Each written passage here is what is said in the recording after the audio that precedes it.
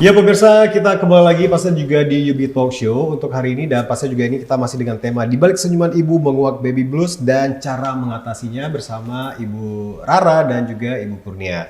Nah dan juga kita pengen nyapa juga nih buat yang lagi nonton secara live juga. Nah nanti kamu juga bisa berikan pertanyaan ya, terutama buat ibu-ibu yang mungkin berkesempatan untuk menonton kita hari ini. Mungkin nanti kita di sesi terakhir kita juga akan menjawab pertanyaan-pertanyaan, terutama dari ibu-ibu yang mungkin punya pengalaman atau juga pertanyaan tentang baby blues yang lagi mengalaminya ya.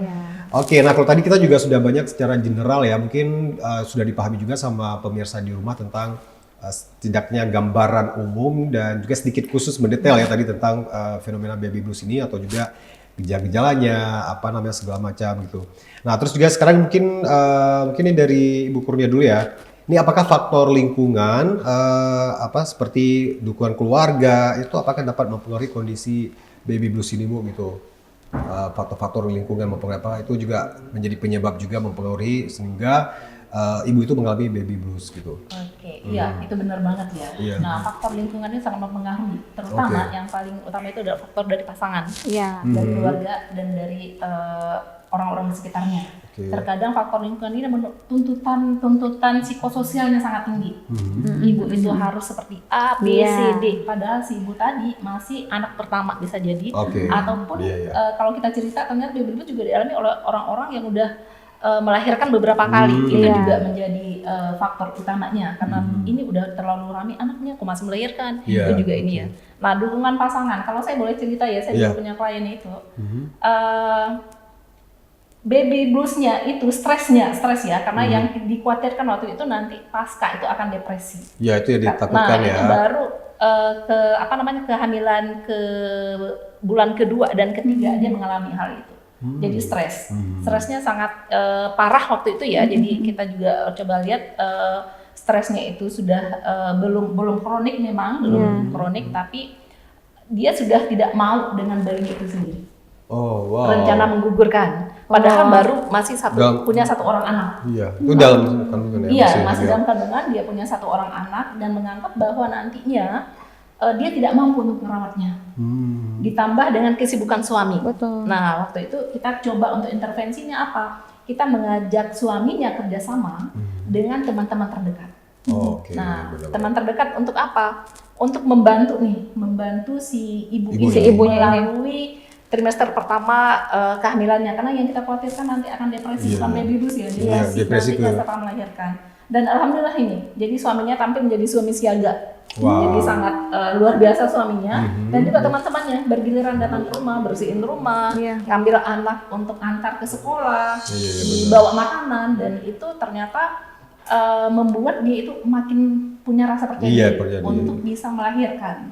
Dan alhamdulillah di trimester kedua itu berkurang dan intervensinya itu sangat aja besar pengaruhnya. Sangat besar pengaruhnya.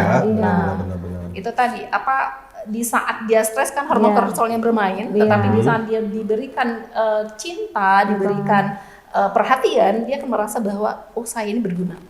Nah jadi memang pengaruh lingkungannya itu sangat berpengaruh ya untuk baby blues ataupun depresi. Iya, nah jadi mungkin buat teman-teman yang mungkin mendeteksi orang-orang terdekatnya atau juga istrinya atau juga mungkin ya anggota keluarganya, wah ini kenapa sih pada saat hamil kan nggak ceria, nggak mau makan, stres ya. Nah jadi mungkin bisa langsung cepat sigap gitu. Nah untuk pendekatan, membantu, mensupport ya, baik itu secara langsung atau tidak langsung ya. Karena itu juga itu dan it works, berhasil Bu ya. Nah jadi dengan dukungan dari orang-orang terdekat gitu.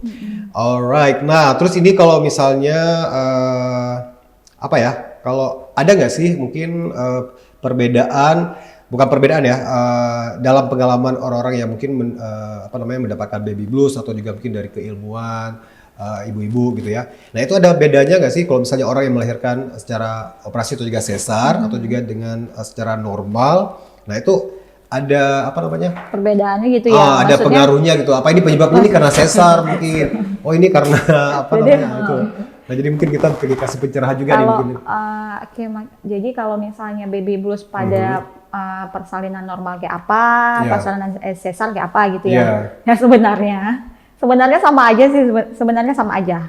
Karena apa? Seorang wanita kalau dia mengalami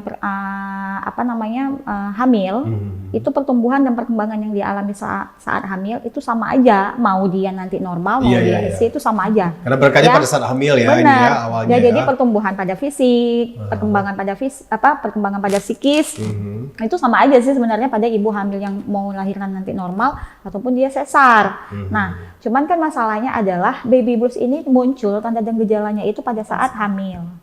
Ya kan? Nah, saat hamil itu trimester berapa biasanya? Biasanya di trimester 2 dan 3. Kenapa 2 dan 3? Karena pada saat trimester 2 dan 3 pertumbuhan dan perkembangannya itu sudah semakin besar. Ya kan? Tingkat psikis yang dialami ataupun yang harus si ibu peroleh itu juga semakin bertambah. Baik dari dukungan suami, dukungan keluarga, tempat tinggal, dari lingkungan tempat tinggal, kemudian di tempat dia bekerja kalau dia bekerja ceritanya. Iya, benar. Nah, kalaupun kita bandingkan ibu hamil yang bekerja dan tidak bekerja, tingkat stresnya itu lebih tingginya tuh di mana? Bukan di tempat bekerja loh. Tapi di ibu yang tidak bekerja sebenarnya. Karena apa? Dia kan setiap hari ini 24 jam berinteraksi dengan suami, dengan keluarga, seperti itu kan. Nah, jadi ada hal mungkin yang miskomunikasi yang sebenarnya kita anggap sepele. Tetapi itu hal yang sepele yang kecil itulah yang bagi si ibu hamil ini itu bisa jadi besar ya. Seperti itu. Nah, jadi awal dimula penyebabnya itu kan kecil, tapi itu hal yang kecil itulah yang dapat menjadi besar. Nah, jadi kalau misalnya pada saat pada ibu hamil yang mengalami baby blues pada saat persalinan normal sama sesar itu sama aja, tidak ada perbedaan. Karena apa? Kalau konteks penyembuhan pada ibu persalinan normal sama sesar, emang lebih cepat penyembuhannya pada ibu persalinan normal. Ya kan? Nah, tapi kalau pada sesar ini maka bisa menahun seperti itu. Ya, karena proses surgery operasi ya. Proses sesarnya itu. Jadi proses sesarnya itu sembuh dari luka sesarnya itu cepat, tetapi penyembuhan secara maksimal ataupun optimal itu menahun dibandingkan dengan pada ibu yang mengalami persalinan normal. Nah, kalau tingkat kesiapan psikologis, bagaimana cara dia beradaptasi dengan bayinya dan segala macam itu sama aja, tidak ada yang membedakan, ya kan? Nah, kalau kita bilang tingkat kejadian nih, angka kejadian yang paling tinggi pada persalinan normal sama sesar, mana itu yang paling tinggi? Sesar. Iya, paling tinggi itu angka kejadian pada sesar. Nah, ketimbang dari persalinan normal. Gitu. Ya, nah pemirsa itu dia, pasnya juga kita break sebentar. Nah, jadi kita juga akan lanjut lagi ya untuk sesi terakhir dan sekaligus kita juga merangkum kalau ada pertanyaan-pertanyaan dari live TikTok kita tadi ya. Nah, pasnya juga ini kita nanti akan sekaligus lebih pada conclusion juga. Nah, apalagi juga mungkin buat ibu-ibu tadi yang mungkin tidak sempat menonton dari sesi 1 dan sesi 2. Nanti kita juga akan merangkum gitu ya sebenarnya apa gitu yang harus dilakukan dan juga dampak terburuknya dari baby blues ini sehingga itu menjadi concern yang paling serius gitu ya. Oke, jangan kemana-mana, kita akan kembali lagi setelah yang berikut ini.